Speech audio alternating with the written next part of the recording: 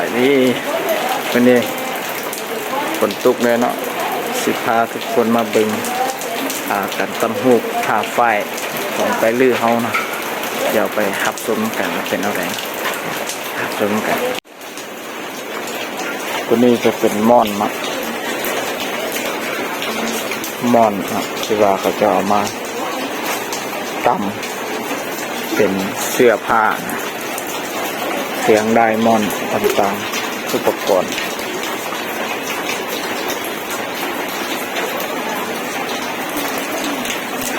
ทางโซนนี้จะเป็นผ้าฝ้ายนะเสื้อเขาย้อมสีอันนี้จะเป็นมอนนะ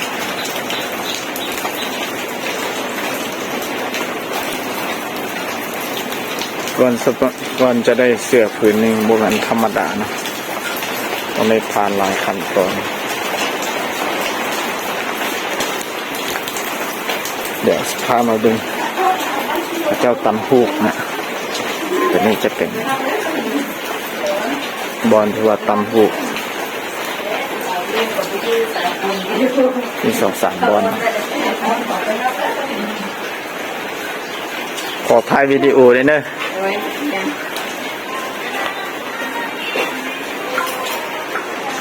ตอนนี้กำลังถักผ้าว่าถักไหมยังถักกันผ้าแบบนี้คือผ้าของคอถักผ้าของคอ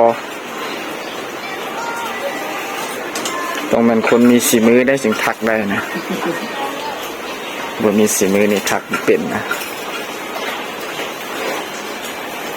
โอ้ก่อนสีได้เนาะธรรมดาเนาะ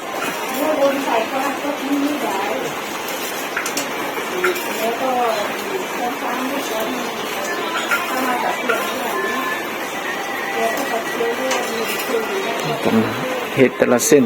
เลยเนาะเป็น3 ไฟอ๋อขึ้น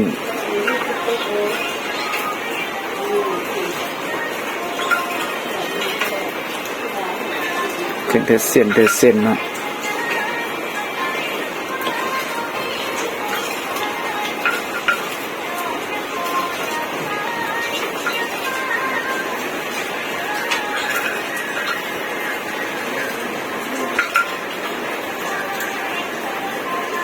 เอาจักนี่ชิวคักแล้วเนาะแต่ว่าจักนี่บ่งามเลยเนาะคือเขาว่า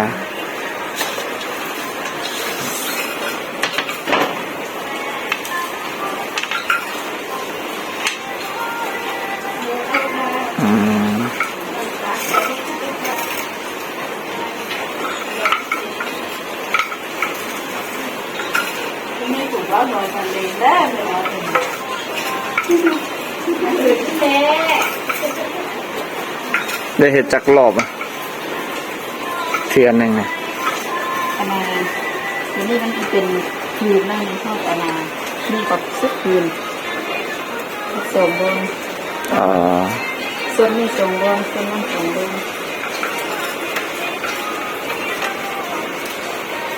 ยาวมันไปซึก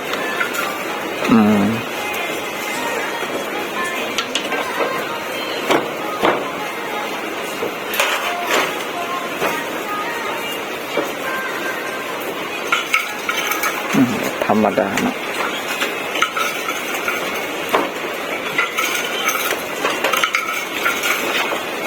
อ๋อเมื่อกี้มันเขาเริ่มต้นเนาะเขาจงวางมันไว้เนาะเมื่อกี้เนาะบัดนี้เขาก็มีแต่ซึกคืนแล้วนี่ซึกคืนเขามาให้คอย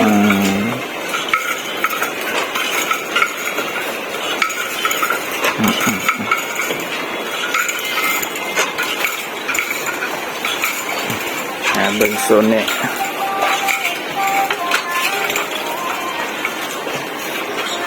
ตัวนี้โบแมนผ่าพันคออะไรเต้แม่นะเพศเสือเพศเสือเนาะตัวเมื่อกี้มันผ่าพันคอตัวนี้มันเพศเสือ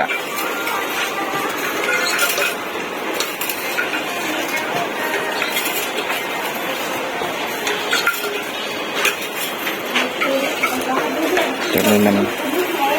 ม่อน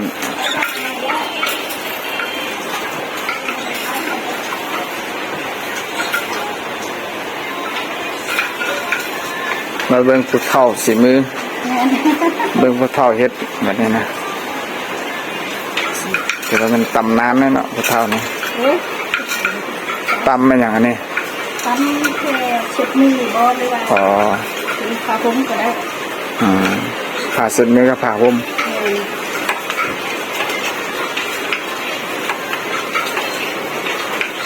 ผู้เฒ่าในเฮ็ดไว้ได้เนาะ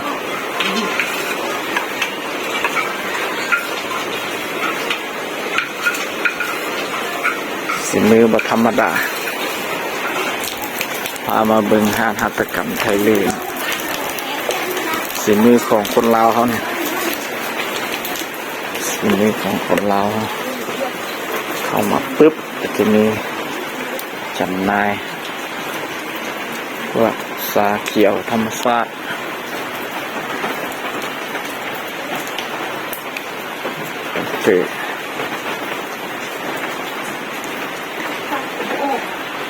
โซนนี้เป็นโซนของกระเป๋าขายกระเป๋า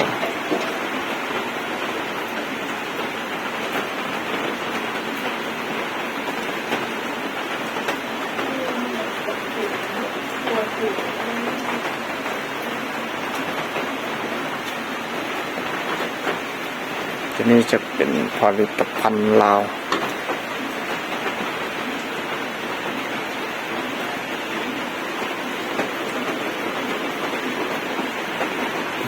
กระเป๋าหน่อย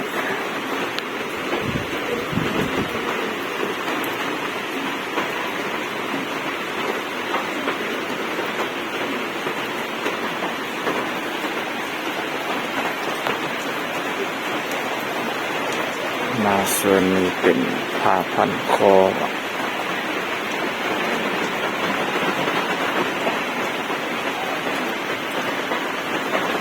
พันคอหมวกนี่เป็นห้องผ้ามืดหน่อยนึงนะไม่ได้ไต่ไฟ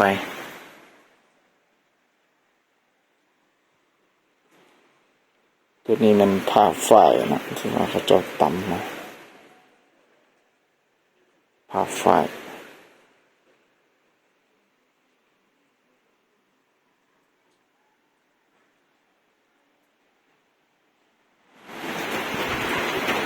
เอาละเนาะ คือถ้าเบื้องแม่แล้วมันเป็นจุดจังซี่ ผ้าฝ้ายมันก็เป็นแบบนี้นะเจมันงามคือผ้าตัวไปมาได้ คือไหมไหมอันนี้เป็นแบบต่างๆถ้าคนที่วันมาขอสายนี่ต้องดู ทางนี้จะเป็นโซนเสื้อผู้ชายเสื้อผู้หญิงเสื้อผ้าฝ้าย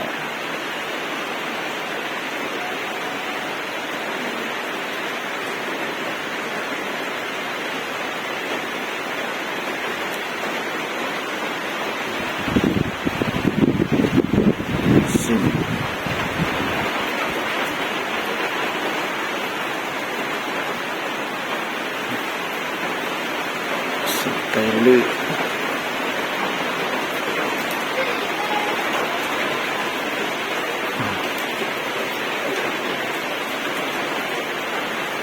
เป็นเสื้อสิ่งไทยลื่นนะมันจะเป็นถ้วยบวง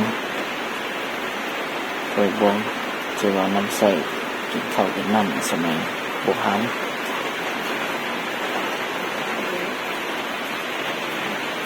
ผู้ใดที่ว่าอยากได้ผ้าฟอกผ้าฝ้ายเครื่องหัตถกรรมเนาะสามารถมาเบิ่งได้เนาะอยู่เมืองไซแขวงอุดมไซผ้าของไต้ลื้อเขาเนาะโอเค